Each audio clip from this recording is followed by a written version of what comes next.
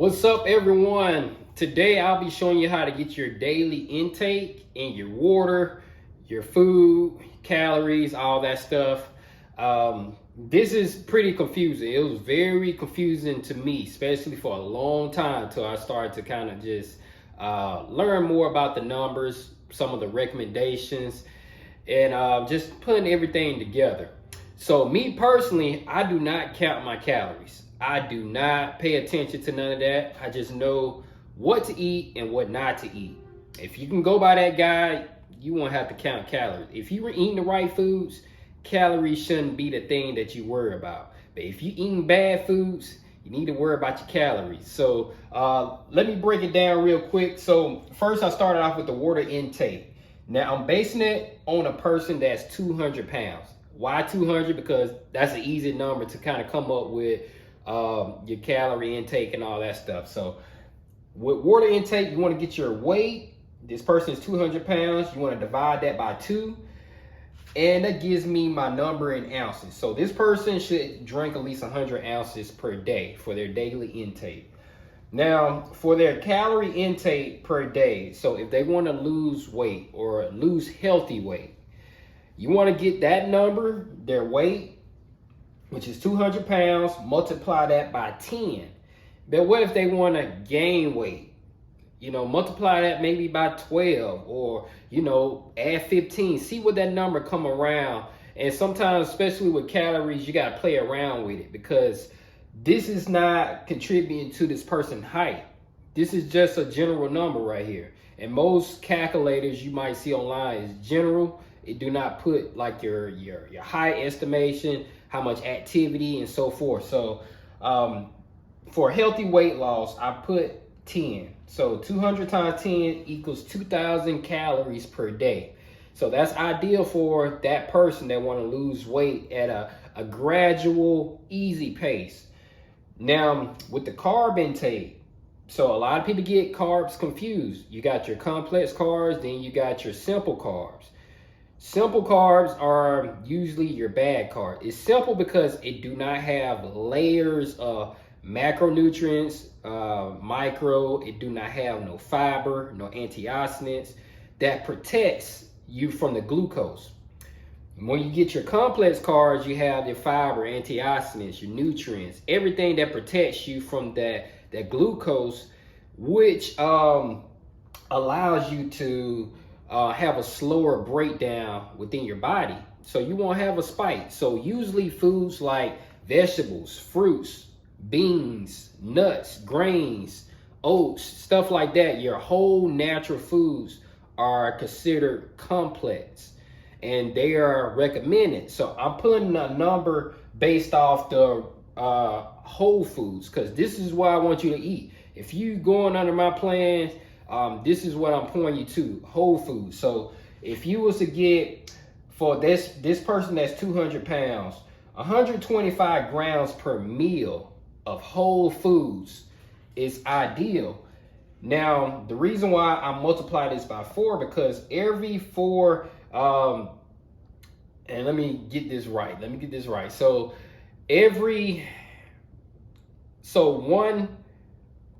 one gram is equal 4 calories in carbs. With proteins, 1 gram of protein equals 4 calories. When it comes to fat, 1 gram of fat is equal 9 calories. So that's how I'm multiplying this number. So 125 times 4 give me 500. So that gives me 500 calories off this 125 grams. Now, what if I eat 3 meals out the day? I'm basing around 3 meals out the day. It gives me 1,500 calories. So you see that took up a big chunk of my calorie intake.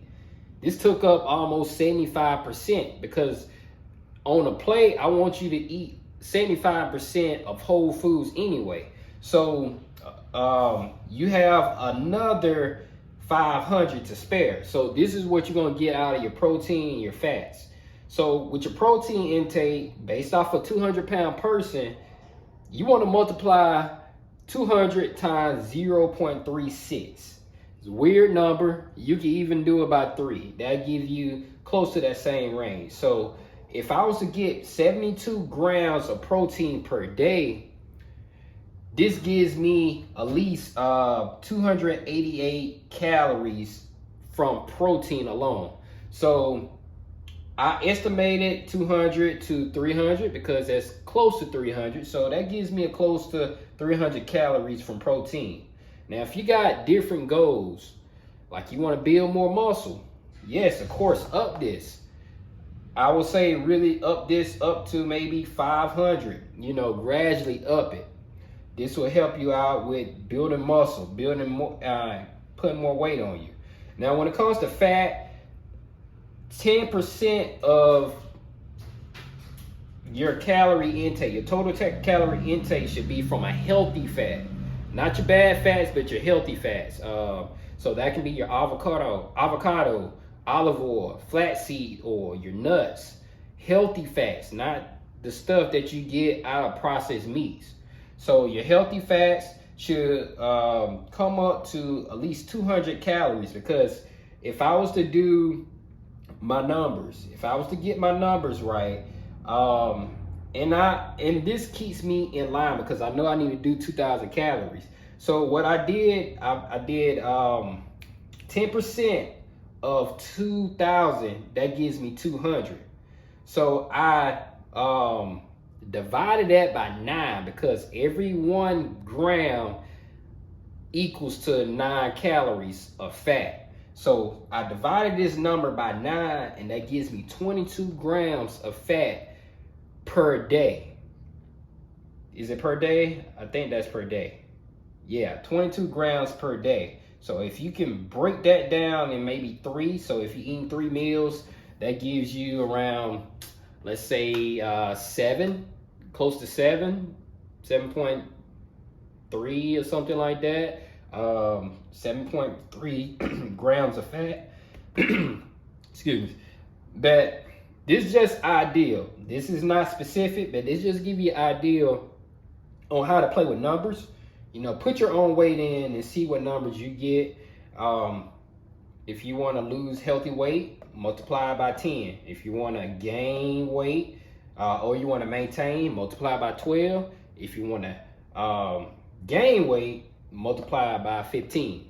So to just give you an idea, don't get too deep in it. If you eating the right foods, you won't have to count this. If you exercise, eating the right food, drinking enough water, getting enough sleep, you won't have to worry about all these numbers. But I wanted to break it down because I had to learn too. But this is for you. So I hope this was helpful. See you on the next video.